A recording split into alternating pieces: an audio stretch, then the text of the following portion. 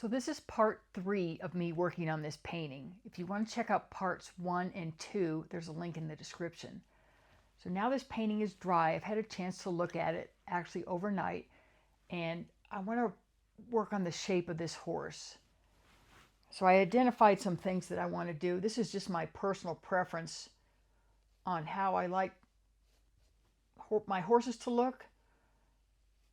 And so I identified a few shape issues that I want to resolve. And the other thing I did, instead of straight black, I have a dark blue going here instead of straight black. Even though the black had some color in it, I'm looking for a little more life to the color choice than just straight black. So I have gone to a dark blue, which kind of obviously will read as a really dark value, but it won't just be straight black. I usually don't have this much black in a painting anyway. And sure enough, when I look at it, I do want to make that adjustment. So I'm going to go over the black areas just kind of lightly. You can still see the black showing through. When you have texture on your painting, what's nice about that is you're going over the high spots in the texture and still see some of what was there previously. There's no sense in most of the time obliterating what you did. You're just adding to it, making some adjustments. So I'm going to go over here to the horse's head, probably go over that eyeball thing, do something else with it later.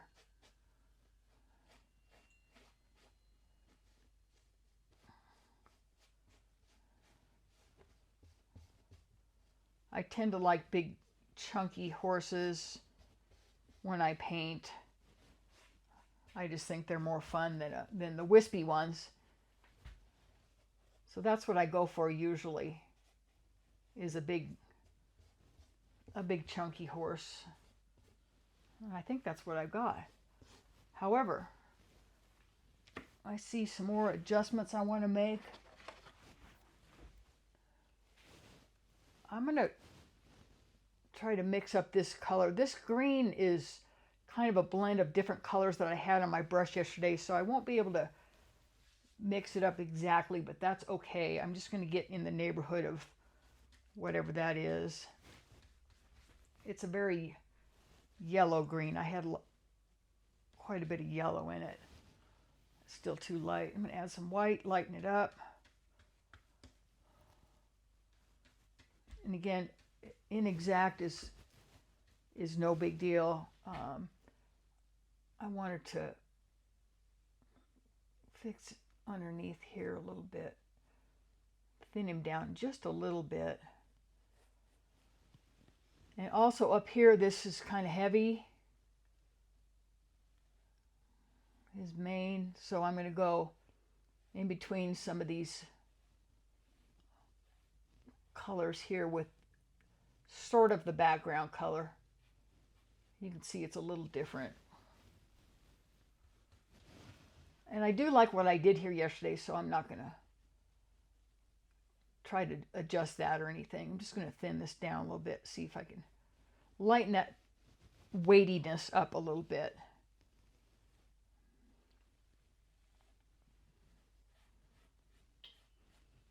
Again, I'm keeping it really loose. I'm not trying to be exact here in any way.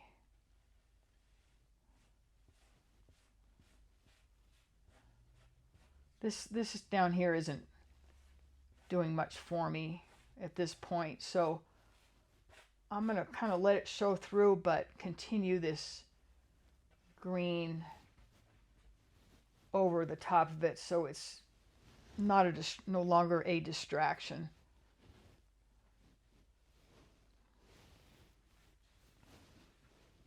Now for fun, I saw this down here and it reminded me of a bird shape, a flying bird.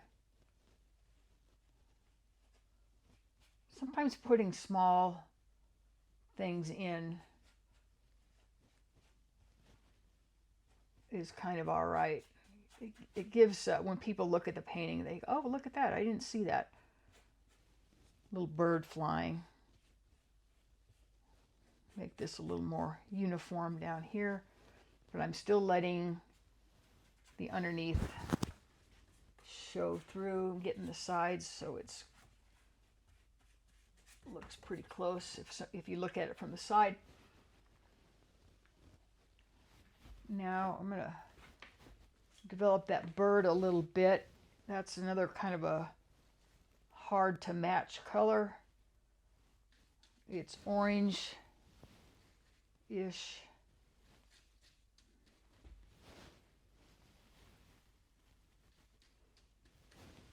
And again, I've got a big brush. I'm not using a little fussy brush. I just want to get the idea of a bird flying there.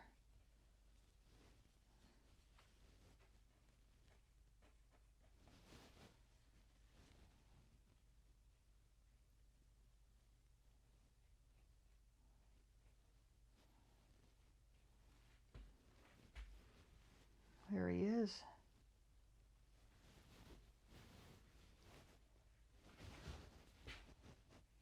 I like this color on my brush.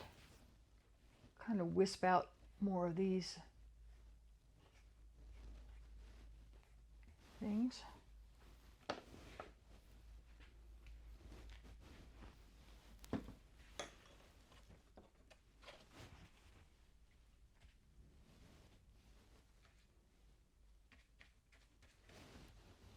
Bring this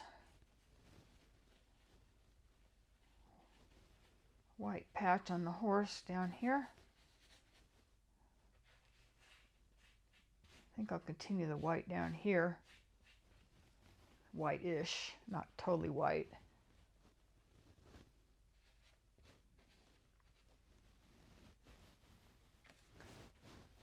This is kind of bright. Maybe tone that down. His white blaze.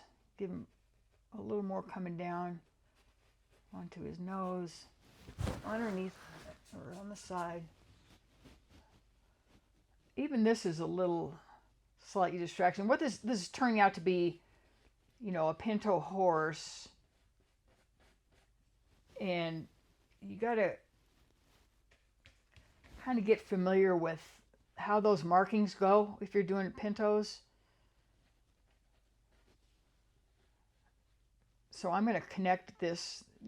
Usually the white connects on a horse. Did you notice this little buffalo shape here that I have? I'm leaving that because it's kind of a secondary thing that you don't see at first. But I'm making this white connect.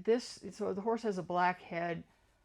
I'm going to partially obscure this stuff here, even though it's kind of interesting. You can still see it, but it's going to make the horse a little more uniform as far as his markings go. And you want to keep it erratic. You don't want to get too uniform on this, because their markings are erratic. So now this black and white horse is still looks like a black and white horse, but it's got, I'm using actually a blue here, and then of course this is the darker blue. Down here he's got some white on his leg. Maybe I'll give that leg some white too. That's kind of okay. A little less harsh.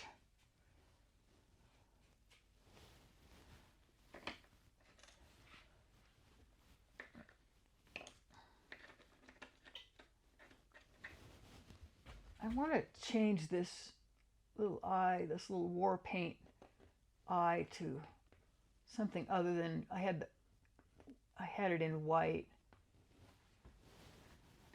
So I'm taking some of that same color that I used up here, this orange. Give him a new a new paint job on his eye area.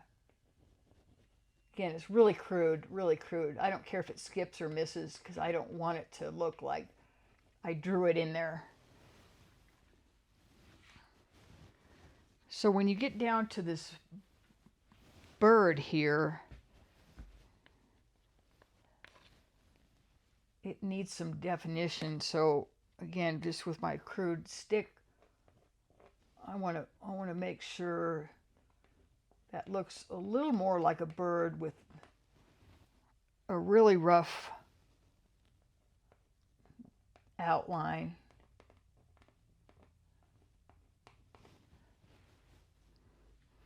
I like the two colors together, this green and this orange pop very nicely.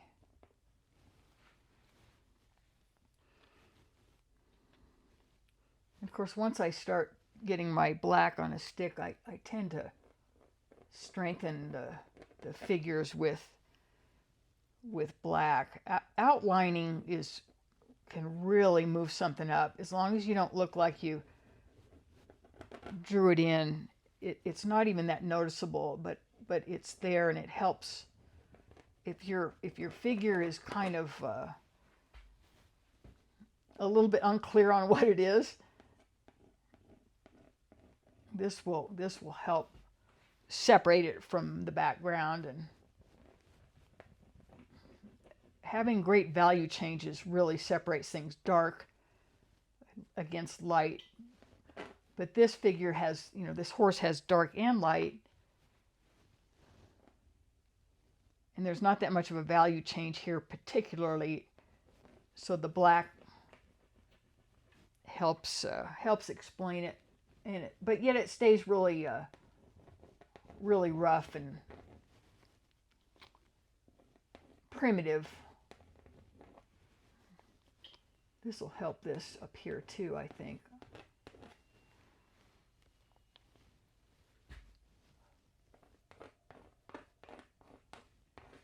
Get some feeling of motion going. Again, it's hard to do this with a stick, but I literally do not want to get a tiny brush out and start looking like it was painstaking. I like to let it stay as if it was done in a very crude way. Another thing I like to do to keep with my theme, get this done here. Get some couple of turquoise mixed up with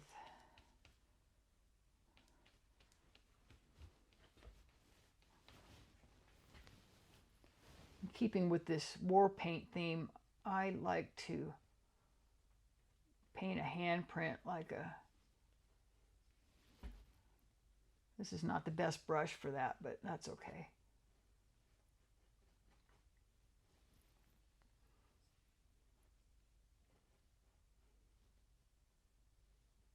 That's pretty fat. I guess it's all right. Maybe I'll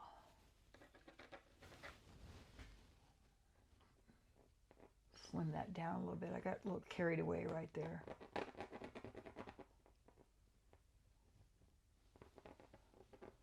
One crude handprint.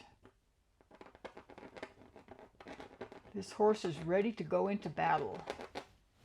Blue is actually kind of all right to, this is a phthalo blue with some white in it. See, I left, I don't know if you can see it, but there's some bubble wrap marks left there. I really like that. So, if there's something there you like, you don't have to cover it up.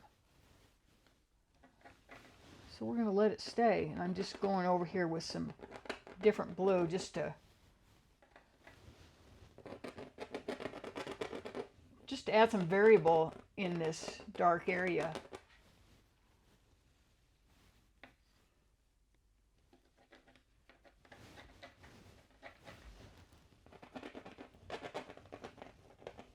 Keep it kind of scribbly.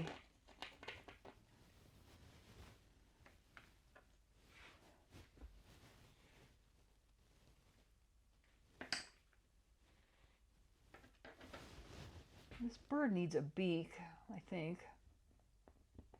I got some blue on there. So that's pretty rough, but it's pretty fun.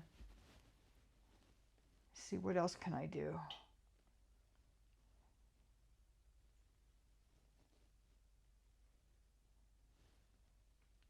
There's no red.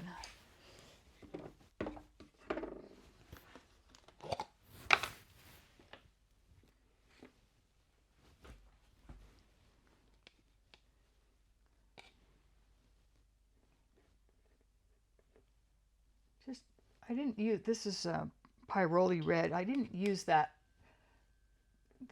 this color in this painting at all. And it's really, it really can draw your eye if you use a little bit of it. Just going to stick a little bit in here. I also like it, like this red beside the turquoise color. I just think those two colors really go good together. I'll just put a little bit up here in the mane without going overboard with anything. I like to underdo stuff rather than overdo stuff, and you always have to remind yourself, at least I do, don't overdo it. Stop before you're finished. Take a look.